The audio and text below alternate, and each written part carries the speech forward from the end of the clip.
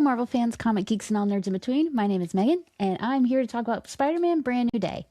I have had a great day. I won a Spider Man raffle. I found two of my quotes on the front cover of two Marvel comics, and I got to watch Spider Man Brand New Day. And I have so many thoughts.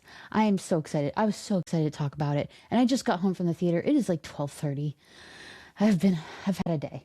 So let's talk about the movie. As you can see, you guys know that I am a huge merch buyer. And I got this and I got the popcorn bucket, which I just realized I forgot in my kitchen, but that's okay. So the movie. People have been talking nonstop about it. There have been spoilers everywhere. There have been praises saying to this movie, and I understand why. I knew I would love it. There hasn't been a Tom Holland Spider-Man movie that I haven't loved. There's some I love a little less, but there hasn't been any that I haven't loved.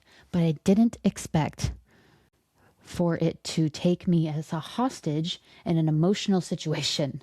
So, just start from the beginning. This movie felt the most Spider-Man of any Spider-Man movie. I will not be taking any arguments. I think it beat the Tobey movies. I think it beat the Andrew movies. And I think it beat all the Tom movies. This felt like Spider-Man. This has to be Tom Holland's best work. Tom Holland brought his A game and never let up the whole movie. There was so much emotion packed into this movie. The action was fantastic and easily the most acrobatic we've ever gotten of Spider-Man, which I adore. Like, you can really see where they pulled inspiration from the PlayStation games in the action scenes. They did say that they did pull inspiration from it, so that's not a made-up thing. They did do it. In short, this movie was big potatoes. If you don't understand that, then you may not have watched the movie. So, I'll start with it's a bunch of random stuff. I just saw the movie, so bear with me. Let me talk about Yelena. Yelena being there, I definitely didn't expect until Florence Pugh showed up at the premiere. I really liked her dynamic with him. She was a little more goofy than normal, which I think really matched the tone for her and Spider-Man moving forward. I want to see more of that.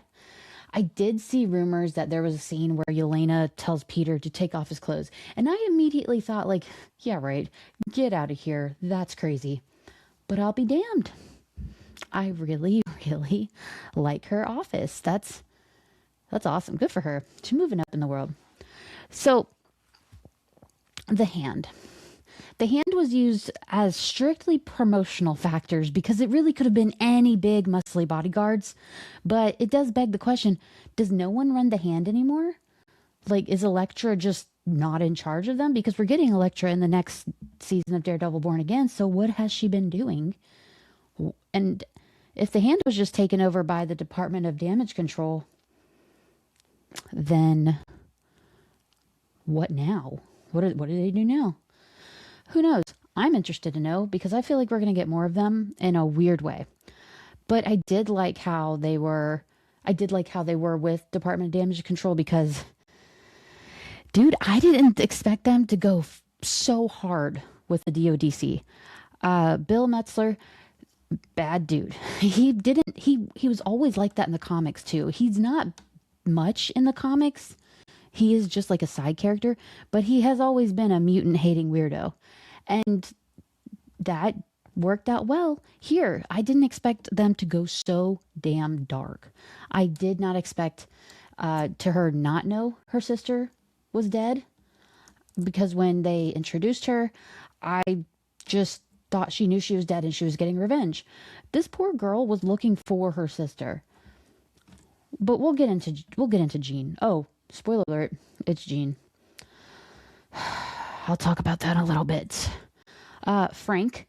I loved how much we got Frank in this movie, because usually if they're used heavily in the promos and all that, you're like, all right, we're not gonna get much of him. But no, he was really involved in this movie. We got a lot of him, and I really loved how him and Spider-Man played off each other. They worked really, really well. Even him and MJ worked really well. So please give us more of that, please. Mark Ruffalo was there, and we finally get to see the Savage Hulk. We even got to see the Gray Hulk.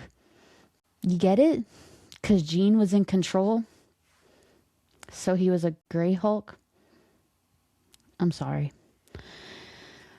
MJ, I loved her in this movie. I thought she was fantastic. I thought she really she felt so much more mature than her other movie counterparts. But not saying I've ever disliked her. I've always dug her vibe. But I think in this movie she was very much herself, not trusting the government, that whole thing. But she was different. She was an adult, but she was kinder. She was more empathetic. I think she was more understanding. And I think that showed a lot when she was talking to Peter, who she thought was Maynard, which just dawned on me just a tiny bit ago that he used May's name in that name. And I was like, man, Aunt May's presence was very, very big in this movie, even though she died.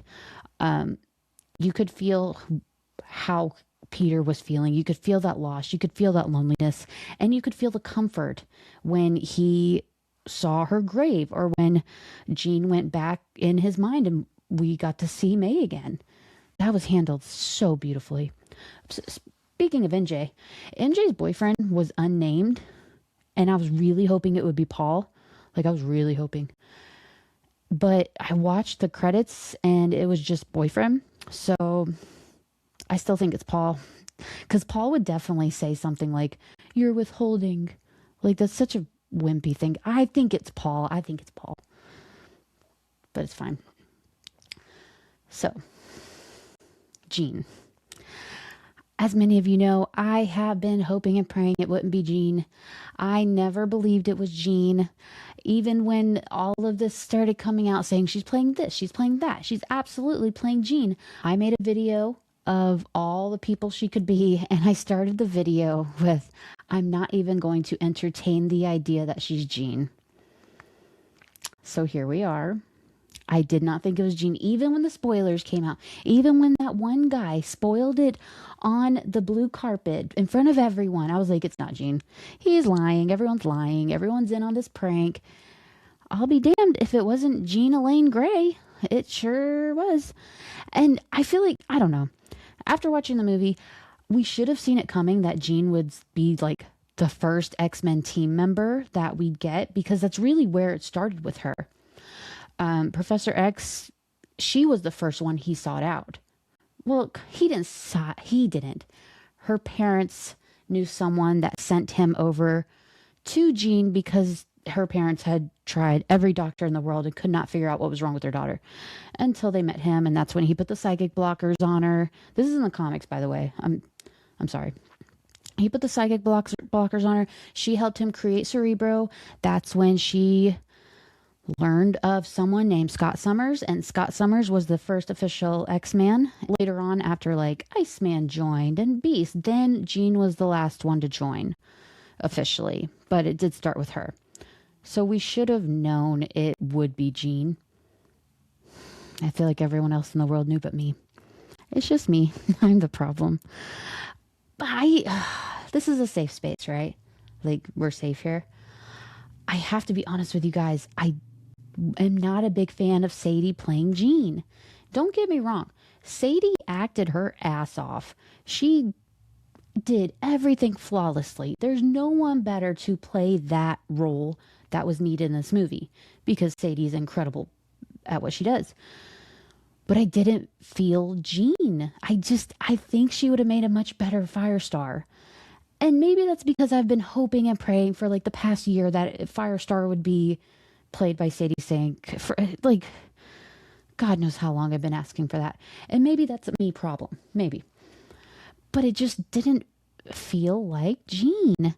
I just don't know. And it makes me curious, like, if Sadie didn't have red hair, if she didn't have naturally red hair, would she be the one playing Jean? And like I said, she did such a good job. I cannot say anything negative about her performance. I just don't think the character is right for her. I think there's plenty of others that she could have done.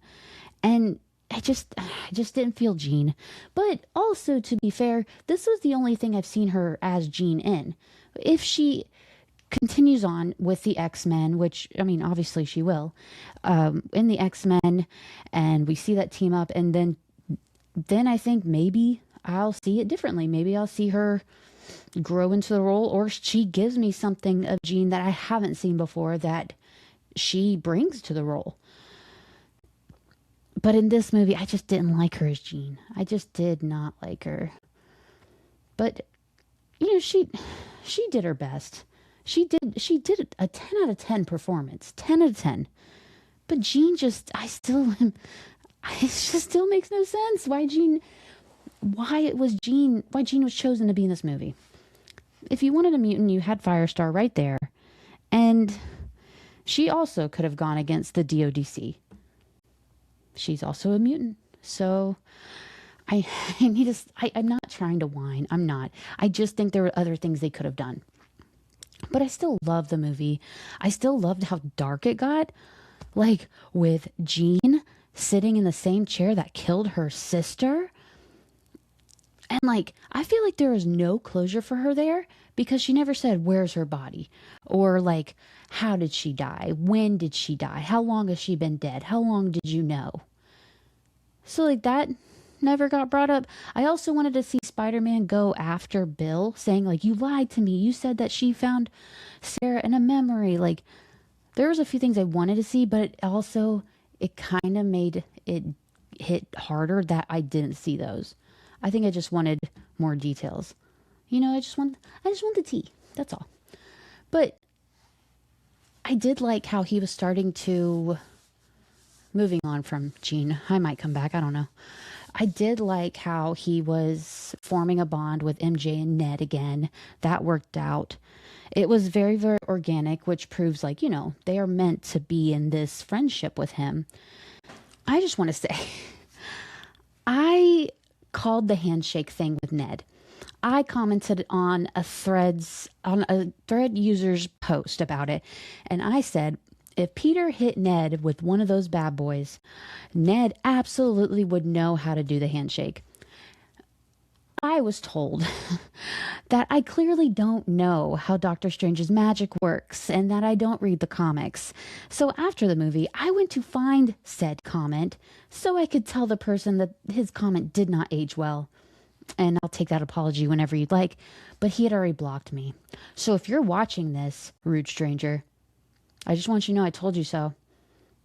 That was not forgotten. I told you so. So yeah, maybe that's petty. I don't know.